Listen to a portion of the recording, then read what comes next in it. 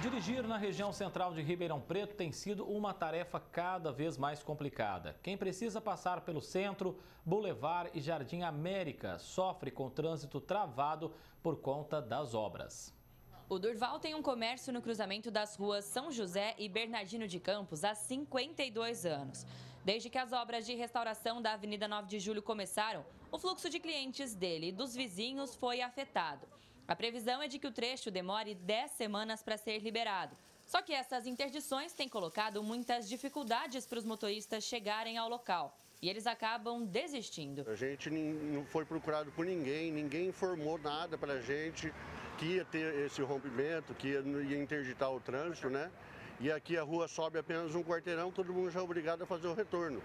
E não tem nenhum tipo de informação aqui na esquina. O pessoal está ficando apavorado aqui no horário de rush mesmo, né? Já está tendo uma dificuldade tremenda para chegar até na loja, né? Porque o trânsito está paralisado, totalmente paralisado aqui. A gente pediu para a Transit mandar pelo menos alguém para orientar o trânsito e não apareceu ninguém desde quando começou as obras. É complicado, principalmente na terça-feira, que tem a feira, que eles não tem sinalização, eles passam direto, aí eles vão virar a Quintino Bocaiúva e cair em cima da feira. Então, gira em torno de 20 a 25 minutos só para eles andar um quarteirão a quadra praticamente. O cliente vê esse trânsito, eles vão embora, acaba não tendo paciência e desanimando. A gente depende muito de pessoas que passam aqui na empresa e com esse transtorno que eles estão fazendo lá na 9 de julho, é para melhoria, porém acaba prejudicando a gente com nossos clientes. Esse cruzamento é um importante corredor da região. Ele está entre hospitais, shopping center, escolas e agências bancárias. Por conta disso, o fluxo de veículos é intenso, principalmente nos horários de pico. Só que a única sinalização que existe, avisando da obra, é esse cavalete aqui na rua São José.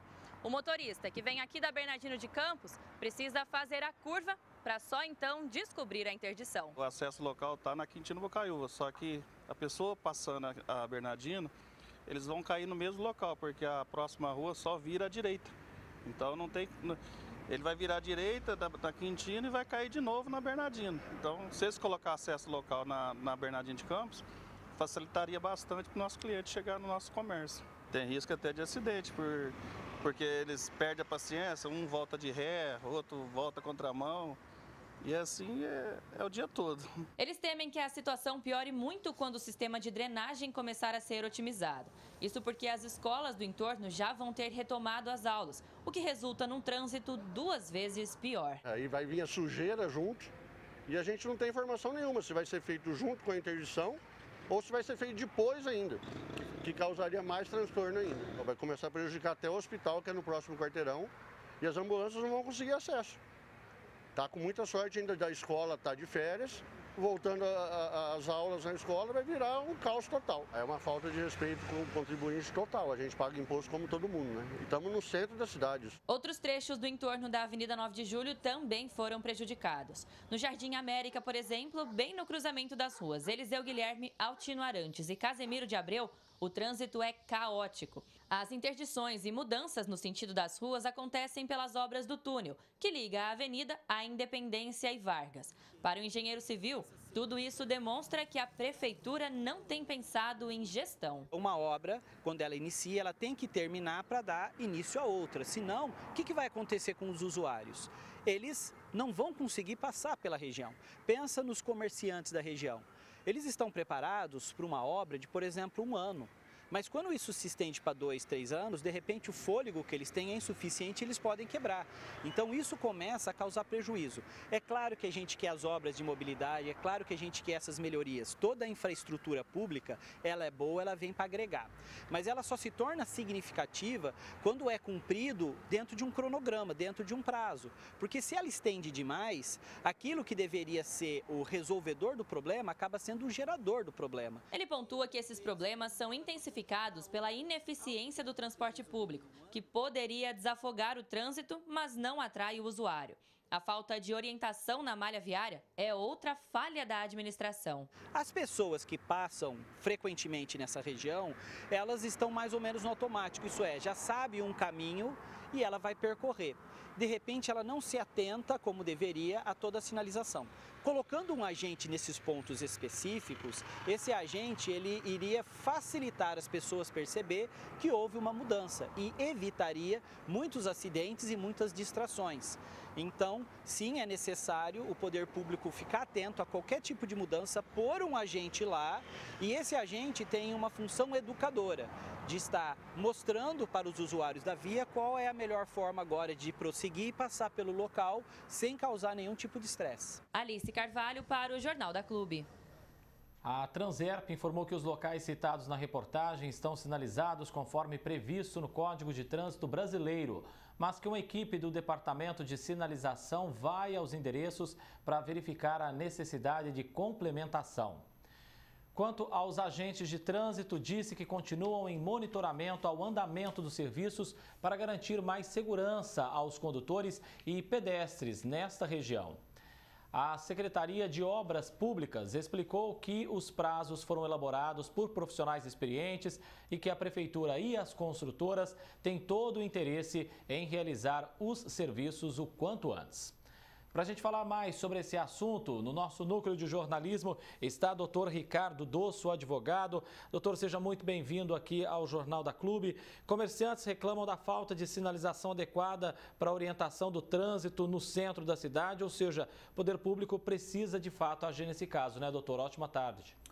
Sem dúvida, muito boa tarde a todos. É um direito de todos os comerciantes e cidadãos em geral a ter uma sinalização adequada e uma previsão, inclusive, né, sobre a duração dessas obras, uma vez que mesmo que elas atendam ao interesse público de melhoria das condições das vias públicas, elas devem também respeitar os direitos de todos os cidadãos.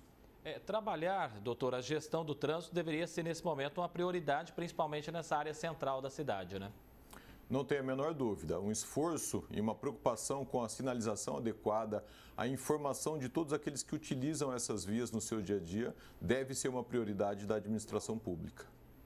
Nesse momento, é necessário também, doutor, que a administração municipal tenha no mínimo sensibilidade para facilitar a vida do motorista e dos comerciantes durante essas obras, né? Não tenha dúvida, é uma região bastante central da cidade, né, de um fluxo intenso de pessoas, então é muito importante que além dessa sinalização, da adequação das vias públicas, é que haja uma execução em tempo razoável, no tempo programado dessas obras, para que não ocorram prejuízos a todos. A Prefeitura até dá um prazo, né, deu esse prazo, o prefeito prometeu, né, entregar no aniversário do ano que vem de Ribeirão, 19 de junho, ou seja, um ano para término dessas obras na 9 de julho. É importante que essa promessa seja cumprida, porque senão vai ficar ruim com o comerciante, né, doutor? É como eu disse, há um interesse público que se sobrepõe ao particular para a realização dessas obras, mas esse projeto tem que ter um cronograma físico de execução dessas obras para que elas possam ser concluídas nesse prazo. A gente espera que isso ocorra, até porque há aí sim uma possível responsabilidade da Prefeitura. A gente sabe que um dos papéis dos vereadores é fiscalizar o executivo, que esses vereadores também saiam dos seus gabinetes, né, doutor? Vá fiscalizar essas obras, vai cobrar da prefeitura, das empresas, para que elas cumpram os prazos, né? É função do vereador também fazer isso. Não tenha dúvida, além de legislar localmente, o Poder Legislativo tem essa atribuição de fiscalizar os atos do Poder Executivo.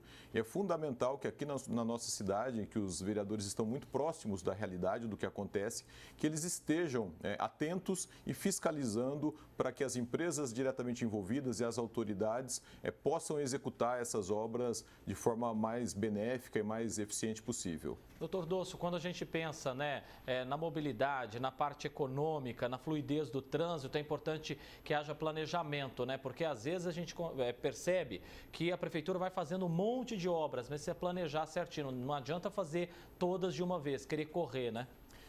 Ribeirão Preto vem passando por isso já há algum tempo, uma série de obras de grande monta que interferem no fluxo de grandes vias aqui locais. É importante que isso se dê de forma planejada para não sobrecarregar ou prejudicar demasiadamente aqueles comerciantes, aquelas pessoas diretamente envolvidas nos locais dessas obras. Doutor Ricardo Dosso, advogado, agradeço muito a presença do senhor aqui ao Jornal da Clube. Um abraço e até a próxima, doutor. Eu que agradeço, uma boa tarde a todos. Até